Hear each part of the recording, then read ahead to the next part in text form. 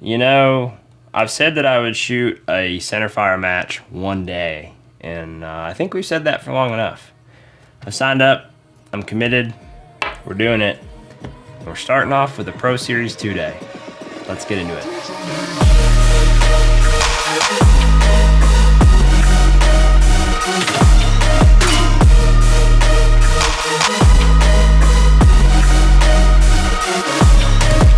What's going on, guys? Welcome back to the channel. If you're new, welcome. If you've seen some of the other content and you're not yet subscribed, please go ahead and hit that subscribe button right now. As this channel has grown, I've mentioned a couple different times that I'd be interested in shooting a PRS Centerfire match, and I think that time has come. I was able to RO at the Scorcher for Twisted Barrel this weekend, and honestly, I had a blast. That was enough push for me to sign up for my first Centerfire match. This isn't some just local match, though.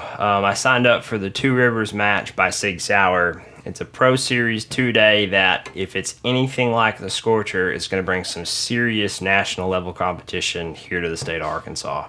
We're looking at 200 plus rounds over the course of the weekend, and what makes this unique from the Scorcher is it actually takes place at two different venues.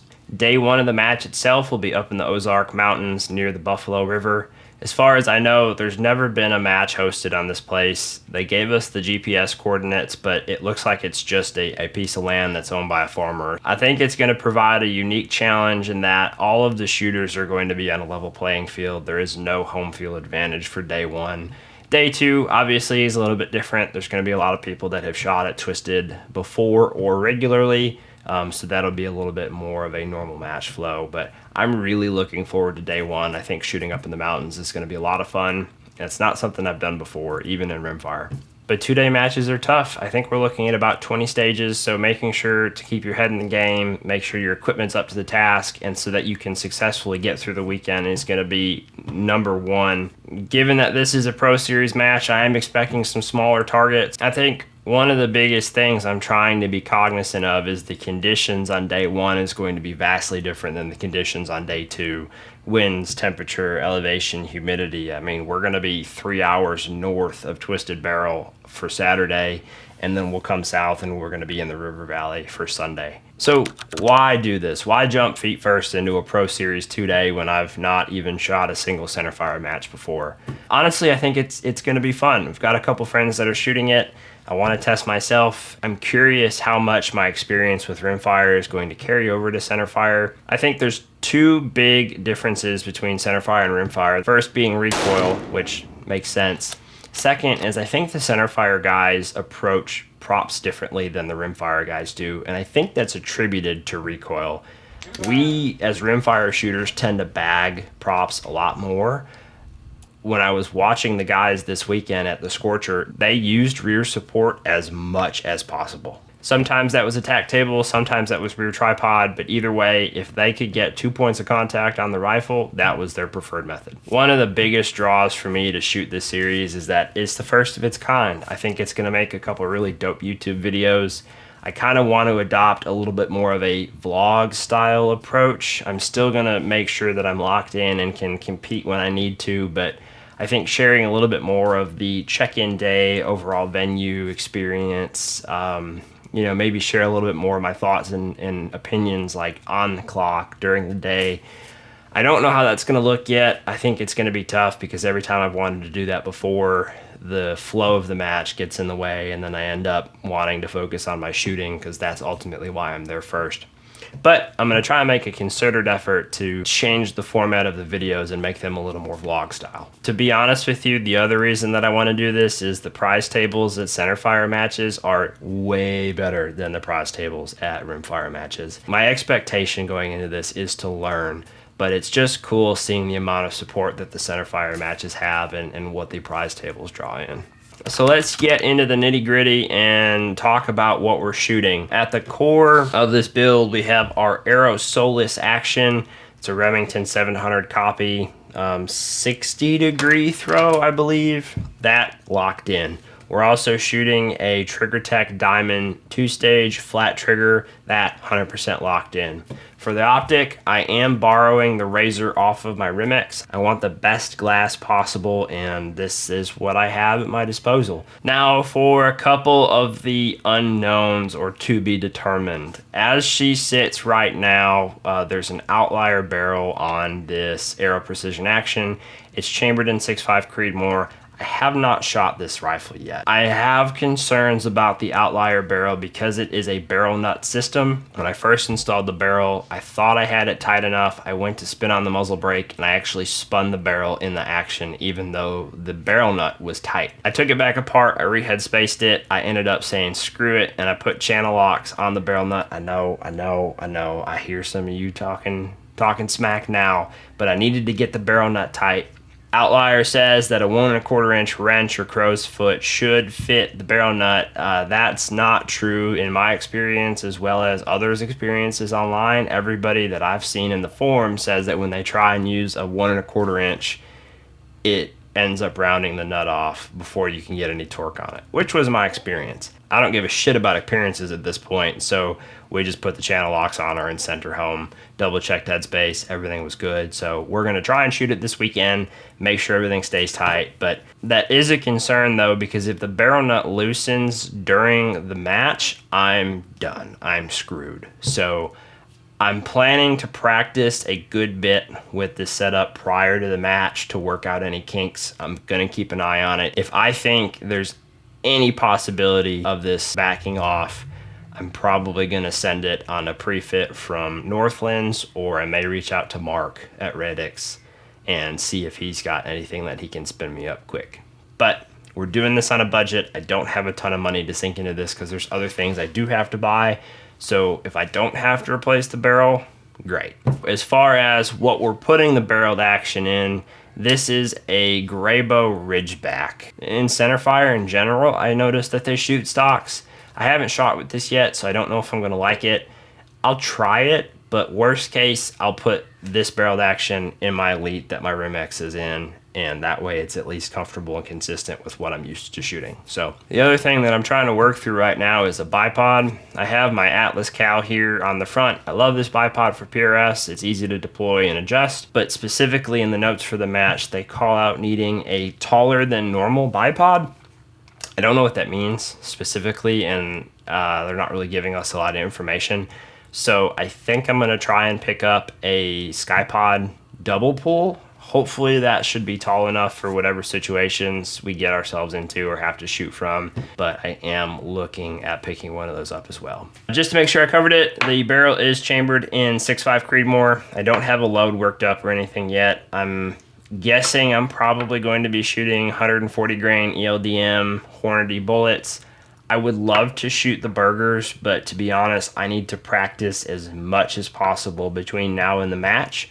And shooting a less expensive bullet is going to allow me to buy more bullets so that I can practice more. And I think I will get more benefit from practicing more now than having a slightly better performing bullet during the match day. Last thing is we are shooting with a Ace muzzle brake on the gun. Currently, I would love to get a suppressor for this and shoot suppressed. I don't know that it's in the cards though, especially having to buy a bipod and potentially a barrel. The only way I think that would really work is if there was a company that wanted to sponsor or work together with me on this series, but I'm not gonna hold my breath there. We're still a pretty small channel. Worst case, we shoot the Ace muzzle brake and we double up and take some extra Excedrin with us for the inevitable headaches. So how am I planning on getting ready? We have, if my math is right, 9 weeks before the match. Not really a ton of time. So there's a couple key things that I'm trying to focus on to get ready for so that I put myself in as good of a position as possible come match day. First and foremost, I need to break this barrel in, get some rounds downrange, make sure that it's gonna stay tight on this action and that it actually shoots. I'm not really concerned about it shooting. Everything I've seen online from people that are not sponsored by Outlier or Arkin has pointed that these things shoot fairly well. Are they gonna shoot as well as a full custom turn barrel? No, I'm not expecting it to. I know I mentioned that I'm probably going to end up running the 140 grain ELDMs. I'm also going to test the 130s. I don't know how far the shots we're going to be taking, but the Howa that I had in 6.5 Creedmoor really liked the 130 grain ELDMs, so I've got some of those coming as well. I'm going to do an initial test, figure out kind of which the barrel prefers, and then I'm going to bulk order probably 500 or 600 bullets. Hopefully they all come from the same lot, and that way I've got enough for the match itself and to practice with. I'm planning on doing a lot of dry fire and live fire. Like I mentioned earlier in the video, this is Centerfire. There's recoil, and that's new to me being a rimfire shooter, especially shooting off of props. So I want to use some of this time, especially when I'm breaking the barrel in, to get on props, try things out, try free recoil, figure out how much pressure I need to load into the gun, any quirks with magazines, you know, loading, etc., things like that. I've got a lot of time behind my rimfire. I know the quirks, I know how it runs, and this is a totally new platform. So we're just gonna have to spend some time with it, go through the paces, actually shoot it, figure out what it likes, and I think we'll be okay. The other thing I need to do is figure out how to set up and true a profile for Centerfire. I know how to true a profile. Well, let me back that up. I have my preferred method for truing a profile with rimfire. It's very easy. AB profile, pick the bullet that you have, cal your MV at 200 yards, and then DSF after from 300 yards and out if needed. I don't know what Centerfire is like. I've seen guys adjust the velocity from a chrono, and then they adjust the BC based on what they're seeing at distance. I need to do a little more research on how that works versus using like an AB profile and the similar approach to rimfire, albeit with longer distances. I know that there's no way I'm going to be where I want to be by September, but I'm going to try and dedicate as much time as I can to getting ready so that I'm at least further along than I am today. Recoil mitigation, a good dope profile, and a barrel that's consistent, I think is going to do a lot in terms of success come match day. You know, and I say success come match day, but really I'm not going into this with the expectation of anything really other than I want to learn. I want to have a good time. I want to expose myself to the Centerfire series. I want to see what differences there are between Centerfire and rimfire, whether that's equipment or technique, etc. I'm going into this to learn. I think it's going to be a great opportunity to do so. So you're probably wondering, there's no shooting in this video. What is the point of this? Well, this is part one of the series. I don't really have a name yet. We're gonna work on that. I wanted to get this video out because the clock is ticking. So I think the next video that you'll see will probably be a longer video, but it's going to include things like an initial barrel break-in, initial load workup, maybe some practice on props, things that I found, and just general prep for the match of practicing dry fire, etc. Maybe we'll even work on setting up a dope profile if we figure out what load we want to run in this rifle. The match footage itself probably won't come out until October, given that the match isn't until late in September as it is, and it'll take me a little while to get those videos edited. But I think that part will be 3 videos in itself, probably a day 1 train up day, day 1 of the match itself, Saturday, and then day 2 of the match, Sunday at Twisted. And then maybe we can come back and do like a final thoughts, lessons learned, if you're thinking about switching from rimfire to centerfire, what did I figure out, etc. I'm excited to bring you guys with me. If there's anything you have questions on or that you want to see specifically, let me know.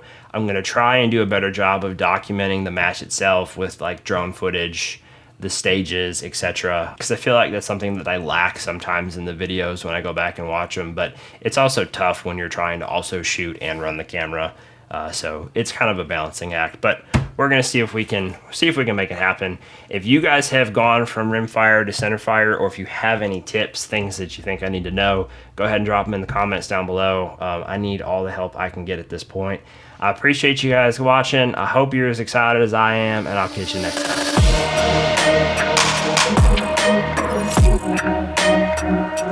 time.